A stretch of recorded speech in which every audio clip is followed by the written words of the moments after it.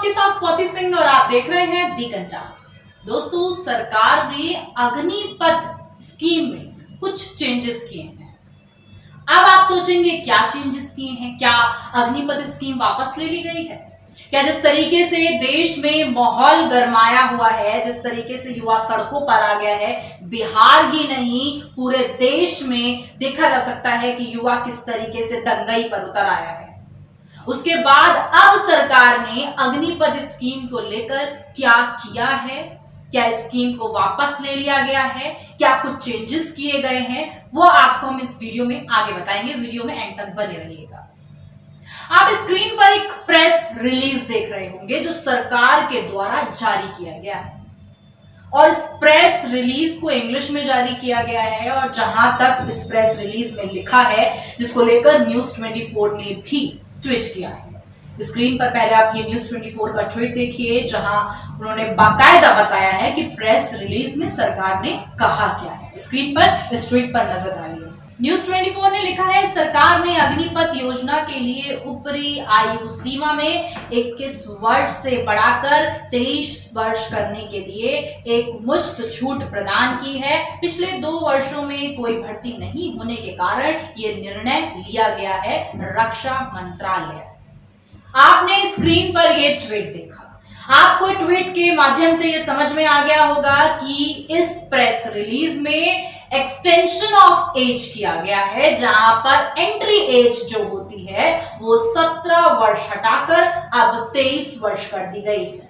सरकार ने ये कार्ड क्यों खेला है? अब सवाल ये खड़ा होता है कि सरकार सिर्फ इस एज की सीमा को बढ़ाकर क्या साबित करना चाहती है?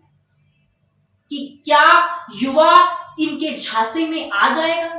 क्या ये विरोध प्रदर्शन जिस तरीके से चल रहा है तमाम जगहों पर, अगर बात करें अभी जिस तरीके से गोरखपुर में भी एक बस के शीशे तोड़े गए, स्क्रीन पर आपको वीडियो दिख रहा होगा, जहां पर गोरखपुर में बस के शीशे तोड़े गए। मथुरा का आलम तो कुछ इस तरीके से रहा, जहां पर इस तरीके का उत्पात मचाया गया कि आम नागरिकों को उसका सामना करना पड़ा। कुछ लोगों को ट्रक के नीचे छुपना पड़ा। आप स्क्रीन पर यह वीडियो देख सकते हैं, जहां पर वहां के स्थायी लोगों को किस तरीके की परेशानी का सामना करना पड़ रहा है। अब आप सोच सकते हैं कि एक अभ्यर्थी जो एक कमरे में बैठकर पढ़ाई करता है, लेकिन आज वही अभ्यर्थी सब कुछ छोड़ छाड़ कर दंगई पर उतर आया है। सोचिए, ये कहावत आपने या ऐसी बातें आपने सिर्फ फिल्म में सुनी होंगी या किसी सीरियल में देखी होंगी कि एक सीधा साधा आदमी कुछ ऐसा हो जाता है कि वो आतंकवादी बन जाता है। तो वही एक जीती जागती फिल्म चल रही है, जहां पर देखा कि एक अभ्यर्थी जिसके हाथ में महज एक कलम होती है, जो कमरे में बैठकर पढ़ाई कर रहा होता है, माँ बाप को गर्व महसूस हो रहा होता है, लेकिन आज वही अभ्यर्थी सड़कों पर उतर आया है। बात वाराणसी की हो, मथुरा की हो, हरियाणा की हो, उत्तराखंड की हो या फिर बिहार की हो, तमाम राज्यों में जिस तरीके से देखा जा सकता है कि युवा सरकारी संपत्ति को नुकसान पहुंचा रहा है और किस तरीके से प्रदर्शन कर रहा है। सरकार ने एक छात्र को, एक अभ्यर्थी को, एक युवा को किस तरीके से दंगई बना दिया एक स्कीम के माध्यम से। इस प्रेस रिलीज के बाद सबसे बड़ा सवाल यही आता है कि क्या वाकई ये एज एक्सटेंशन के बाद 48 घंटे बाद सरकार ये फैसला लेती है कि एज एक्सटेंशन कर देना चाहिए, थोड़ी देर के लिए इन्हें बहला देना चाहिए, तो क्या ये सही है? आप तमाम तरीके की वीडियोस और तस्वीरें देख रहे होंगे। अग्निपथ स्कीम के बाद युवाओं का क्या हाल है। आपको यह भी दिखाया कि आम नागरिक कैसे परेशान है, किस तरीके से अपनी जान बचा रहा है इन मासूम बच्चों के हाथों। सोच सकते हैं वो बच्चे जो कंपटीशन की तैयारी कर रहे हैं, देश की सेवा करने का दावा करके आगे बढ़ने की कोशिश करते हैं, सपना देखते हैं देश की सेवा करने का, लेकिन उसके बाद यही बच्चे किस तरीके से देश की संपत्ति को नुकसान पहुंचा रहे हैं। ये तरीका इनका गलत है, लेकिन इस तरीके के उतरने के ऊपर सिर्फ सरकार का हाथ है, सरकार की इस अग्निपथ स्कीम का हाथ है।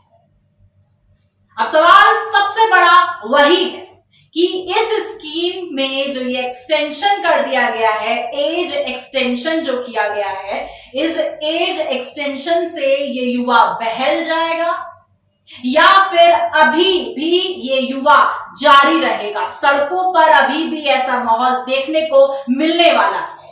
हिंदुस्तान कितने लंबे वक्त तक चलने वाला है और क्या परेशान होकर, क्या युवाओं का दर्द देखकर, क्या युवा जिस तरीके से सड़कों पर है, उनके परिजन परेशान है, पुलिस प्रशासन परेशान है, आम नागरिक परेशान है, उसके बाद क्या नरेंद्र मोदी को आकर माफी मांगनी होगी? क्या नरेंद्र मोदी इस स्कीम को वापस लेंगे या कोई और संविधान निकालेंगे? ये देखना अभी बाकी है। लेकिन इस अग्निपथ स्कीम में क्या चेंजेस हुए हैं, ये हमने आपको बताया ही, दिखाया ही, जो प्रेस रिलीज सरकार ने जारी किया है। आप समझ सकते हैं, देख सकते हैं किस तरीके से सरकार का ये खेल कितने लंबे वक्त से चलता आ रहा है। बात सरकार की किसी भी योजना की कर ली जाए, जो सबसे बड़ा मुद्दा रहा वो ये रहा कि कृषि कानून जिस तरीके से निकलकर उभरा था, लेकिन जब तक किसानों को जान नहीं गंवानी पड़ी, प्रधानमंत्री सामने नहीं आए। इस बार भी बात देश के भविष्य की है, युवाओं की है। तो क्या वाकई जब तक कुछ बड़ा नहीं हो जाएगा, ये संपत्ति को जलाना, प्रदर्शन करना, पथराव करना, हाथ में झंडे लेकर मुंह से गालियां उगलना, जब तक युवा इससे आगे नहीं बढ़ जाएगा, तब तक प्रधानमंत्री क्या सामने नहीं आएंगे?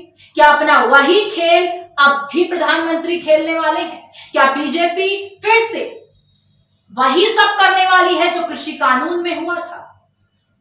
आप क्या सोचते हैं? आपकी क्या राय है? ये प्रेस रिलीज जारी करना, देश में जिस तरीके से उत्पात मचाया जा रहा है, युवाओं के गुस्से का सामना करना पड़ रहा है लोगों को, आम नागरिक परेशान हो रहा है, इन तमाम चीजों को लेकर, युवाओं के इस तरीके को लेकर, प्रधानमंत्री के कुछ ना बोलने को लेकर आप क्या सोचते हैं? आपकी क्या राय है? कमेंट कर अपनी राय जरूर पेश करें। और अगर अभी तक आपने हमारे चैनल को सब्सक्राइब नहीं किया है तो सब्सक्राइब करना बिल्कुल ना भूलें।